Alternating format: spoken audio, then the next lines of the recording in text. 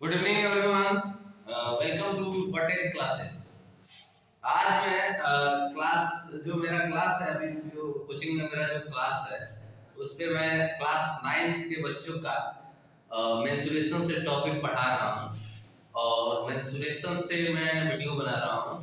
और क्योंकि मैं कोचिंग में भी यही टॉपिक स्टार्ट किया हूँ तो सोचा कि इसके रिलेटेड वीडियो भी बना दिया जाए। तो मेंस्ट्रुएशन चल रहा है यहाँ पे, तो मैं उसी से रिलेटेड ये वीडियो आपको प्रोवाइड कर रहा हूँ। क्लास 9 का होगा ये वीडियो और ये मेंस्ट्रुएशन से रिलेटेड है। किससे रिलेटेड है? मेंस्ट्रुएशन से। ओके, तो हम समझते हैं कुछ बातें। मेंस्ट्रुएशन, आखिर मेंस्ट्रुएशन है क्या और ये टॉपिक हम क्यों पढ़ते हैं, जरूरी क्या है, डेली लाइफ में हमारा इसका यूज क्या है, सबसे पहली चीज, और इसको समझते हैं। देखिए, मेंस्ट्रुएशन को हम क्षेत्रमिति कहते हैं। क्या कहते हैं? क्षेत्रमिति। अगर मैं हिंदी में इसको बोलूं तो इसको क्षेत्रमिति कहा जाता है। क्या कहा जाता है? क्षेत्रमिति। क्षेत्रमिति का मतलब हो गया कि measurement of area, space, all that things. ठीक है, जब हम किसी भी चीजों का, जैसे किसी भी फिगर का कुछ लेंथ मेजर करते हैं, एरिया निकालते हैं, वॉल्यूम निकालते हैं, लॉट ऑफ थिंग्स जो भी हम हर जगह मेजर करते हैं, ये सारे मेंस्ट्रुएशन के टॉपिक होते हैं और हम इसी के बारे में बातचीत करेंगे। ओके, तो जो क्लास 9 की चीजें हैं, बेसिक चीजें आप लोगों को पता ही होगा। बेसिक चीजें, थोड़ा सा मैं पीछे की चीजों को भी वो करता हूँ। जो हमारे आसपास जो दिखाई देते हैं वो तीन तरह के 3 डायमेंशनल फिगर होते हैं। पहला होता है 1 डायमेंशनल फिगर, जैसे लाइन है, इसकी लेंथ होती है केवल 1 डायमेंशन होता है, ब्रेथ नाममात्र होता है, नेग्लिजिबल होता है, तो इसको मेजर किया जाता है। इसको हम मेजर कर सकते हैं। बेसिकली लाइन को मेजर नहीं किया जा सकता, लेकिन लाइन सेगमेंट को मेजर किया जा सकता है। अगर लेंथ टूट गया हो, लाइन क्या हो गया हो, कहीं से टूट गया हो, तो हम उसको मेजर कर सकते हैं। अब 2D फिगर में क्या होते हैं? कोई भी पॉलीगॉन 2D फिगर, प्लेन कोई भी चीज है, फ्लैट सरफेस कोई है, वो भी 2D है। यानी उसके लेंथ के साथ साथ कुछ ब्रेथ होते हैं। लेंथ के साथ क्या होते हैं? जैसे ट्रायंगल का भी लेंथ के साथ कुछ, अगर एक डायमेंशन इसको कर दो तो इसको लेंथ के साथ कुछ ब्रेथ भी है, तो ये 2D। रेक्टेंगल 2D है। हाँ, तो जो भी 2D में फ्लैट सरफेस, सर्कल एक फ्लैट में बंधा हुआ है, सर्कल और सर्कुलर फील्ड होता है, तो एक ये 2D फिगर है। अब 3D फिगर यानी जो भी सॉलिड फिगर होते हैं वो 3D होते हैं। और 3D में कुछ हम जिसके मेंस्ट्रुएशन में पढ़ना होता है, जैसे क्यूब हो गया, क्यूबॉइड हो गया, ठीक है, जिसमें लेंथ, ब्रेथ और कुछ height, thickness, height, wide, lot of things हम कहते हैं उसको। तो वो चीज जब आ जाती है तो हम उसको 3D फिगर कहते हैं। उसको हम क्या कहते हैं? 3D फिगर कहते हैं। उसको हम 3D फिगर कहते हैं। और 3D फिगर की खास बात है कि उसमें आप कोई चीज डाल सकते हो, तो 3D फिगर हो जाने की वजह से एक नया चीज हो गया कि उसका हम वॉल्यूम निकाल सकते हैं। और चूंकि उसका सरफेस फ्लैट सरफेस से बना होता है, 2D फिगरों से बना होता है, तो उसका सरफेस एरिया भी निकाला जा सकता है। तो ये तो नॉर्मल सा जो पीछे की चीजों के बारे में मैंने बताया। ये क्या क्या चीजें होती हैं मेंस्ट्रुएशन में। 1 डायमेंशनल फिगर को मेजर किया जाता है, बस लेंथ होने की वजह से उसको स्केलिंग करके मेजर कर सकते हैं। 2D फिगर का एरिया निकल सकता है और उसका पेरीमीटर भी निकल सकता है। ध्यान रहे, पेरीमीटर यानी लेंथ ऑफ बाउंड्री। अभी हम लोग इसके बारे में बातचीत करेंगे। पेरीमीटर भी निकल सकता है और एरिया भी निकल सकता है। और जो 3D फिगर होते हैं उसके एरिया, सरफेस एरिया निकल सकता है, ठीक है, और उसका वॉल्यूम भी निकल सकता है। एक एक्स्ट्रा चीज वॉल्यूम, उसमें कितनी कैपेसिटी की चीजें आ सकती हैं। ओके, तो हम बातचीत करते हैं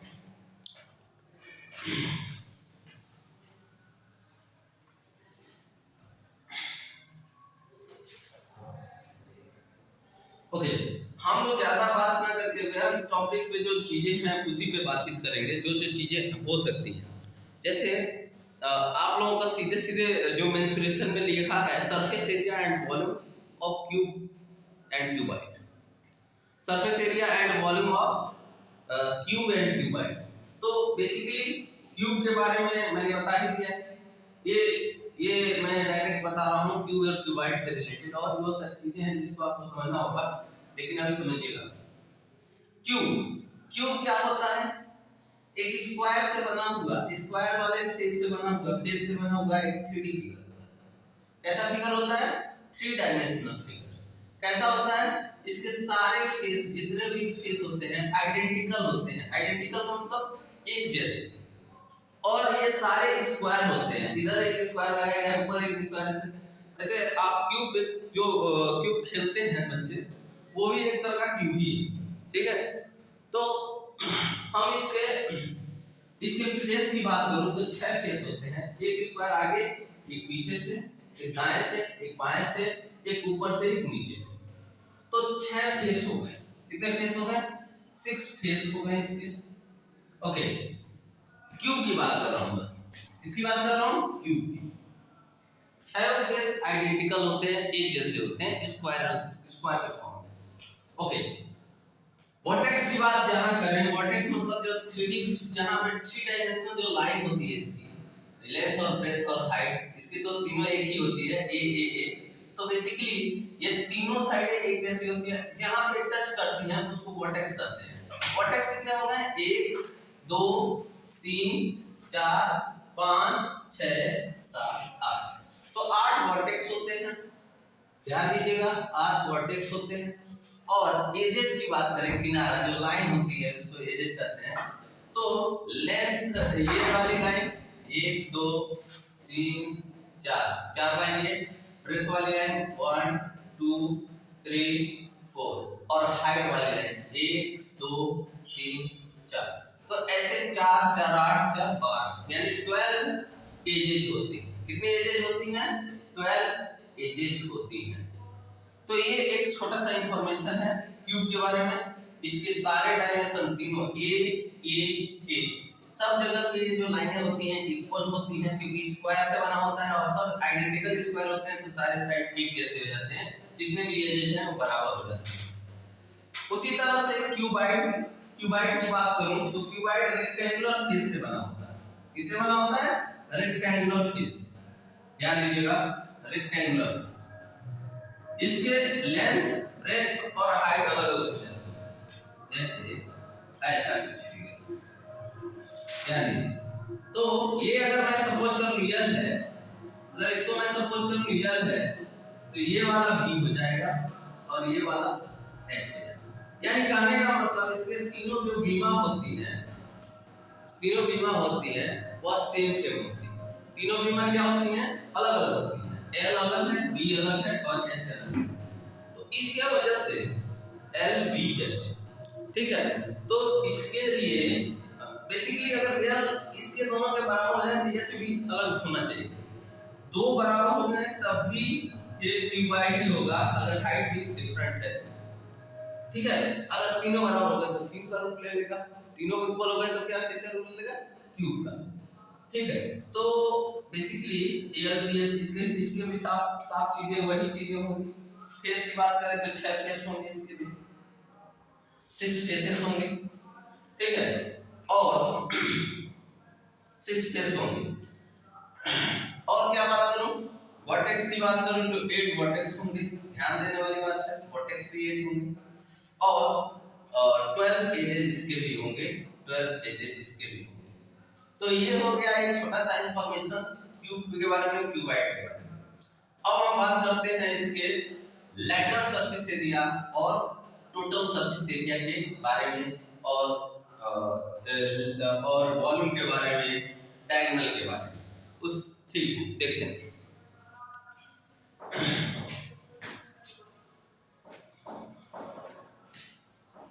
ओके, हम कुछ चीजें इंफॉर्मेशन आपको देना चाहते हैं, ठीक, जिसको आप लोग ध्यान दीजिएगा।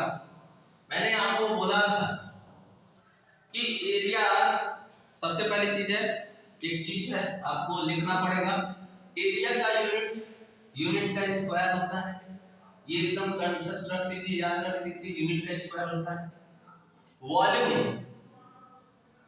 वॉल्यूम का यूनिट यूनिट पे क्यूब होता है, यूनिट पे क्यूब, जो भी यूनिट होगा उसका क्यूब होगा, यानी जो भी लेंथ होगी, जो भी वेवलेंथ का यूनिट होगा उसका क्यूब करके हम वॉल्यूम लिखेंगे। पेरीमीटर का यूनिट ही होता है। पेरीमीटर की बात अगर करते हैं, पेरीमीटर इसमें नहीं होगा, लेकिन अगर मैं पेरीमीटर की बात करूं तो यूनिट ही लिखा जाता है, ये बात आप लोग ध्यान रखिएगा। पेरीमीटर चूंकि लेंथ है तो इस वजह से इसका यूनिट लेंथ ही होता है, यूनिट ही एज यूजुअल जैसा लेंथ का यूनिट होता है। एरिया का यूनिट का स्क्वायर होता है, और वॉल्यूम में यूनिट का 3 टाइम मल्टीप्लाई कहीं ना कहीं दिख जाता है, इसकी वजह से वॉल्यूम का यूनिट का क्यूब हो जाता है। एरिया में यूनिट का 2 बार मल्टीप्लाई होने की वजह से यूनिट का स्क्वायर हो जाता है। ये बातें आप लोग एकदम ध्यान रखिए। पेरीमीटर एक लेंथ है, क्योंकि सम ऑफ द बाउंड्री में कहीं मल्टीप्लाई नहीं होता है, एडिशनल सम में होते हैं, तो इस तरह से यूनिट ही होता है। ये चीजें आपको ध्यान में रखनी पड़ेगी। बच्चों में गलती हो जाती है कि कई बार ये लोग कंफ्यूजन हो जाता है कि लेंथ में भी यूनिट का स्क्वायर कर देते हैं, चाहे एरिया निकाल के यूनिट खाली लिखते हैं, तो ये चीजें गलतियां ना हो। कुछ चीजें हैं जिसको आपको ध्यान रखना पड़ेगा। देखिए, कुछ यूनिट का कन्वर्जन है, 1 मीटर स्क्वायर में कितना सेंटीमीटर स्क्वायर एरिया होगा, तो 1 मीटर स्क्वायर में 100 नहीं 100 into 100 होगा, यानी 100 into 100 का मतलब 10,000 सेंटीमीटर स्क्वायर होगा। क्यों? क्योंकि 1 मीटर स्क्वायर में 1 into 1 हुआ है, 1 मीटर into 1 मीटर, वैसे 100 into 100 ये होता है। बेसिकली इसी के हिसाब किताब से चीजें होती हैं। जिस तरह का जैसे सीधे सीधे जो रिलेशन होता है उसका 2 बार मल्टीप्लाई इस तरह से बन जाता है। यूनिट एरिया के यूनिटों में ये चीजें आपको ध्यान रखनी पड़ेंगी। और चीजें समझते हैं, ठीक है। और ध्यान दीजिए, वॉल्यूम की बात करूं, ये तो एरिया का हो गया। 1 मीटर क्यूब में कहूं कि कितने सेंटीमीटर क्यूब होंगे, तो ये 3 टाइम 100 का मल्टीप्लाई हो जाएगा, 3 टाइम 100 into 100 into 100। बेसिकली यह आंसर जो आएगा वो सेंटीमीटर क्यूब, सेंटीमीटर क्यूब में डायरेक्ट एरिया का वॉल्यूम का चेंजिंग हो गया। तो ये भी आप ध्यान रखिएगा, क्योंकि 1 मीटर क्यूब में 1 को 3 टाइम मल्टीप्लाई किया गया, तो 100 को भी 3 टाइम इधर भी मल्टीप्लाई करना पड़ेगा। और कुछ बातें हैं वॉल्यूम को कैपेसिटी में कैसे चेंज किया जाए, तो ध्यान रखिए। कुछ आपको कन्वर्जेशन है, क्योंकि देखिए वॉल्यूम इसीलिए निकाला जाता है कि ऑब्जेक्ट की कैपेसिटी पता चले। वॉल्यूम इसीलिए निकाला जाता है कि ऑब्जेक्ट में कितनी कैपेसिटी है उसको पता करें, ठीक है। तो वॉल्यूम से कैपेसिटी कैसे पता चलेगी उसके बारे में समझा जाए, तो एक चीज ध्यान रखिएगा कि 1 सेंटीमीटर क्यूब अगर किसी चीज का वॉल्यूम है तो उसमें 1 ml पानी आ सकता है। ml के बारे में आप लोग छोटे क्लास में पढ़े होंगे, 1 ml 1000 ml मिला के 1 लीटर बनता है। क्योंकि ml छोटा सा, आप वो दवा जो लेते हो वो ml में ही लेते हो, ठीक है। और 1000 बार ml मिला के किसी बोतल में डालो तो 1 लीटर का ऑब्जेक्ट भर जाएगा, ठीक है। तो ये चीजें हैं, मिली सेंटीग्रेड, ये सब आप लोग पढ़े होंगे पिछले क्लास में, ये बातें हैं। लेकिन अभी समझिए कि 1 सेंटीमीटर क्यूब में जो वॉल्यूम है उसमें 1 ml पानी आ सकता है। उसी हाल में 1 मीटर क्यूब में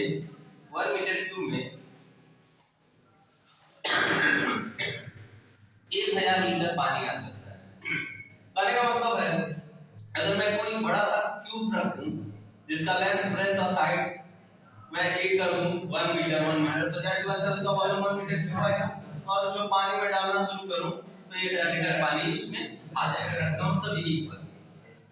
इसके लिए 1 सेंटीमीटर का क्यूब का मैं 1 सेंटीमीटर बना दिया, सेंटीमीटर क्यूब बनाया, तो जाहिर सी बात है उसका वॉल्यूम 1 सेंटीमीटर क्यूब होती है, 1 into 1 into 1 ही होता है।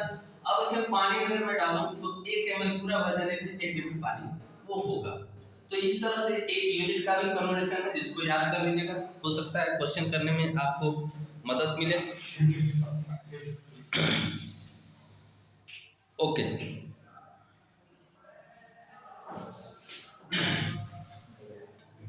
कुछ यूनिट का कन्वर्जन है जिसको आपको याद करना पड़ेगा, ध्यान दीजिए। जैसे ओके, और एक चीज आप लोग ध्यान रखिएगा, बच्चों में दिक्कत होती है, यूनिट का कन्वर्जन आपको समझा देना होगा बढ़िया से। देखो 1 हेक्टोमीटर स्क्वायर ठीक है, में अगर देखा जाए, ठीक है, 1 हेक्टोमीटर स्क्वायर में मीटर कितना होगा, तो 100। 1 हेक्टोमीटर में कितने मीटर होते हैं? 1 हेक्टोमीटर में, हाँ, एक हेक्टोमीटर में 100 होते हैं, तो 100 इंटू 100 हो जाएगा। तो 100 metre into 100 metre 100 metre square. और 1 हेक्टोमीटर को ही हेक्टेयर में कहा जाता है, 1 हेक्टेयर, इसी को हेक्टेयर कहा जाता है। और 1 हेक्टेयर में 10,000 मीटर स्क्वायर का एरिया ऑक्युपाई करता है, 10,000 मीटर स्क्वायर का। तो 1 हेक्टेयर में ऐसा बोल दिया जाता है, 1 हेक्टेयर में कितने मीटर स्क्वायर होते हैं, 1 हेक्टेयर में कितने मीटर स्क्वायर होते हैं, तो आप बोल सकते हो 10,000 मीटर स्क्वायर। 1 हेक्टोमीटर में कितने मीटर स्क्वायर होते हैं। और डेकामीटर का अगर लेके करेंगे तो ईयर होता है।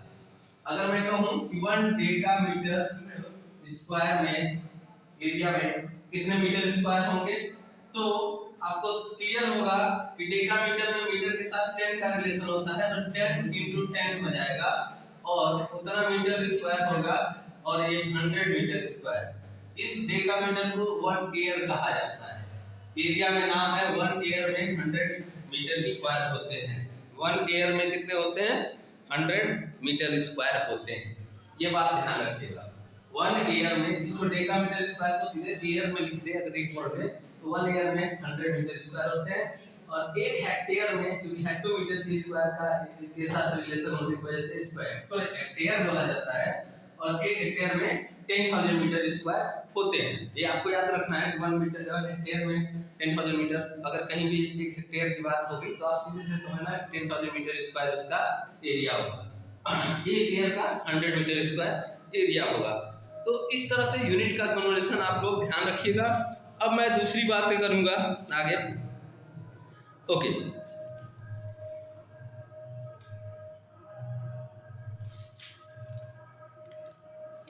ओके, हम बात करेंगे क्यूबाइड और क्यूब के, जो इसमें पूछे जाने वाले क्वेश्चन होते हैं। बेसिकली मैं क्वेश्चन दे पाऊंगा और क्वेश्चन को भी कुछ क्वेश्चन देखूंगा, कुछ क्वेश्चन कराऊंगा भी, और आप लोग इसके क्यूब और क्यूबाइड से रिलेटेड आप लोग क्वेश्चन कर सकते हो, बेसिकली कर सकते हो।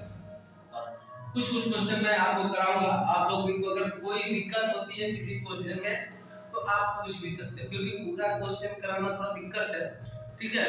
लेकिन आप लोग क्वेश्चन करते रहिए और जो ना आए उसको पूछते रहिए कमेंट में जरूर, कि किस आप बुक से कर रहे हो या फोटो खींच के आप भेज सकते हो, ठीक है। तो आप कर सकते हो ऐसा। ओके, मैं बताऊंगा। पहली बात तो मैं इसके बारे में जो समरी है, क्या क्या चीजें हमें पढ़नी है, क्यूब क्यूबाइड से ही रिलेटेड अभी ये वीडियो है, ज्यादा बड़ा नहीं होगा, छोटे में ही देखेंगे। तो जो क्यूबाइड होता है, क्यूबाइड और क्यूब के टोटल सरफेस एरिया और लैटरल सरफेस एरिया की बातचीत करेंगे। जो क्यूबाइड होता है, ध्यान दीजिएगा, क्यूबाइड क्यूबाइड क्यूबाइड का पूरा फिगर हम देख लेते हैं, ठीक है। तो टोटल सरफेस एरिया में 6 सरफेस है, सबका एरिया लेना पड़ेगा, टोटल सरफेस एरिया होगा तभी, ठीक है। तो सभी सरफेसों को लेके अगर किया जाए काम तो टोटल सरफेस एरिया कहलाता है। तो क्या कहलाता है, total surface area. Total surface area of cuboid, देखिए, total surface area of cuboid. तो ध्यान देने वाली बात है, क्यूबाइड के सरफेस 6 आइडेंटिकल रेक्टेंगल से बने होते हैं, नीचे ऊपर। तो नीचे वाला का एरिया LB हो जाएगा। तो LB जैसा वो नीचे है वैसा ऊपर है, तो 2LB मैं लिख सकता हूं उसको। इसके एरिया क्या लिख सकता हूं, 2LB। ओके, फिर मैं अगर देखो ध्यान से तो ये BH हो जाएगा। ये क्या आ जाएगा, BH। ओके, तो BH हो जाएगा। ओके, 2LB हो गया। BH वाला जो इधर वाला सरफेस है, इधर वाला दोनों सेम सेम है, तो 2BH इसका भी हो जाएगा, 2 बार BH, एक BH और एक BH, 2 BH। और फिर HL बोले तो H और L, H और L मतलब आगे वाला HL और पीछे वाला, ये भी 2 है तो HL भी हो जाएगा। तो इसमें हम 2 को कॉमन ले सकते हैं, तो 2 into LB plus BH plus HL इसका एरिया होगा। ओके, अब मैं बात करूंगा, ध्यान दीजिए, लेटरल सरफेस एरिया या curve surface area. Lateral surface area, इसमें लेटरल सरफेस मतलब एक तरह से अगर मैं घर लिया हूं तो घर के दीवार के लिए अगर मैं एरिया की बात करूं तो लेटरल सरफेस एरिया होता है। तो बेसिकली इसमें से एल भी हट जाता है, ऊपर वाला एल भी खत्म, टोटल सरफेस एरिया में से ये 2l भी खत्म, तो क्या बचा 2bh और 2h, क्योंकि दीवार में सब चार ही सरफेस होते हैं, 2bh और 2h।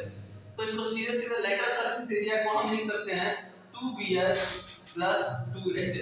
कई जगह पे फार्मूला को थोड़ा अच्छे लिखने के लिए 2h को कॉमन ले लिया जाता है, 2h को कॉमन लेने पे b प्लस l बचेगा, या l प्लस b लिख सकते हो, या b प्लस l लिखो, दोनों बात एक ही है। तो इस तरह से लेटरल सरफेस एरिया या कर्व लेटरल सरफेस एरिया इसमें कहेंगे तो इसका निकल जाता है। अगला है वॉल्यूम। ध्यान दीजिएगा, volume, volume of cuboid, volume of cuboid. Okay, तो वॉल्यूम ऑफ क्यूबॉइड क्या होता है आपको पता ही है, L into B into H, LBH, ये यूनिट का क्यूब होता है। बेसिकली ये दोनों एरिया है तो यूनिट का स्क्वायर होंगे, यूनिट का क्यूब। ओके, एक और चीज है, ऐसा क्वेश्चन पूछेगा कि क्यूबॉइड का सबसे बड़ा स्टिक क्या होगा, तो इसका डायगोनल निकालना पड़ेगा। यहाँ से यहाँ तक का स्टिक जो होगा वो सबसे बड़ा स्टिक कहलाता है, उसका डायगोनल। ठीक है, तो डायगोनल ऑफ क्यूबॉइड अगर निकालना हो तो क्या करेंगे, diagonal of cuboid. Diagonal of cuboid के लिए एक फार्मूला होता है, अंडर रूट में l square plus b square plus h square. Under root में लेंथ का स्क्वायर प्लस ब्रेथ का स्क्वायर प्लस h का स्क्वायर, यानी हाइट का स्क्वायर। ठीक है, तो ये आपके हो गए कुछ फार्मूले जो आप लोग अपने बुकों में भी होंगे। आप लोग कैसे आते हैं, टोटल अगर सरफेस ऊपर निकालना है, ध्यान रहे कुछ चीजें ऊपर से खड़ी होंगी तो उनका सरफेस एरिया निकालने के लिए एक एलबी को नहीं लेंगे, खाली यहाँ पे एलबी को अलग से लेंगे और बीएच और एचएल को लेंगे। कोई जगह बनाना है जो ओपन है, ठीक है, तो उसका सरफेस एरिया क्या होगा, ऐसा क्वेश्चन अगर आता है तो इसमें नीचे का तो रहेगा और चारों दीवारें ही रहेंगी, लेकिन ऊपर का एरिया नहीं लेंगे एलबी, तो एक एलबी उसमें माइनस होगा। तो अकॉर्डिंग टू क्वेश्चन ये चेंज होते रहते हैं, ध्यान रखिए। कुछ जगहों पे जंगले हो जाएंगे तो उसके एरिया को वहां पे माइनस करना पड़ेगा, क्वेश्चन अकॉर्डिंग पूछेगा तो आप ये सब करना पड़ेगा। यहाँ पे मैं सरफेस एरिया और वॉल्यूम के बारे में बातचीत कर रहा हूँ, ठीक है। उसके बाद से मैं दूसरा जो है क्यूब से रिलेटेड कुछ फॉर्मूला है उनके बारे में बातचीत करता हूँ। क्यूब क्या होता है, यही है, क्यूब को समझिए, क्यूब का भी डेरिवेशन समझ लेते हैं।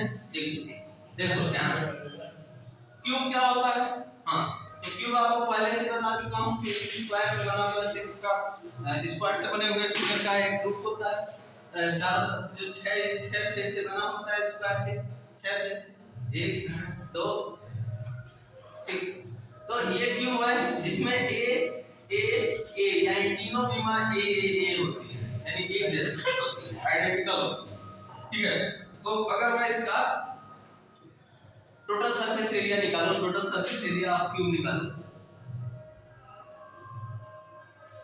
Cube total surface area of cube क्या होगा, क्या total surface area a square 2a square एक तरफ, 2a स्क्वायर इधर उधर वाले, तो 6a स्क्वायर सीधे 2a स्क्वायर मतलब 6a। ओके, अब हम बात करेंगे लेटरल सरफेस एरिया की, तो इसमें 40 सरफेस को लिया जाता है और सब एक जैसे एरिया होते हैं, तो 4a स्क्वायर हो जाता है lateral surface area of cube, क्या जाता है 4a स्क्वायर, सिंपल सी बात है।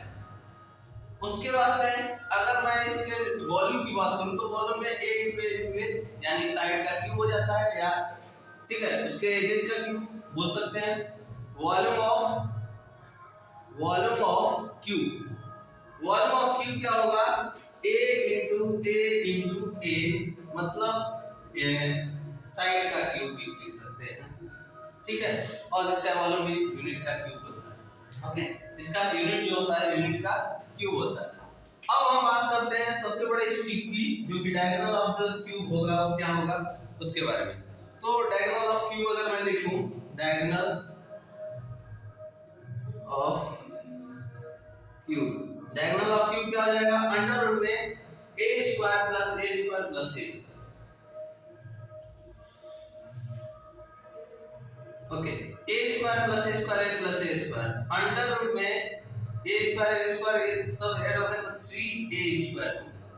अब देखिए ए स्क्वायर ए बन के बाहर आ जाएगा, बाकी अंडर रूट में 3 रह जाएगा।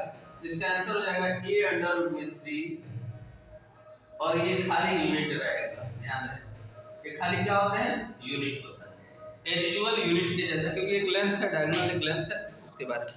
ठीक है, तो इसके बारे में मैंने आपको बताया। ओके, और क्या हो सकता है, रुकिए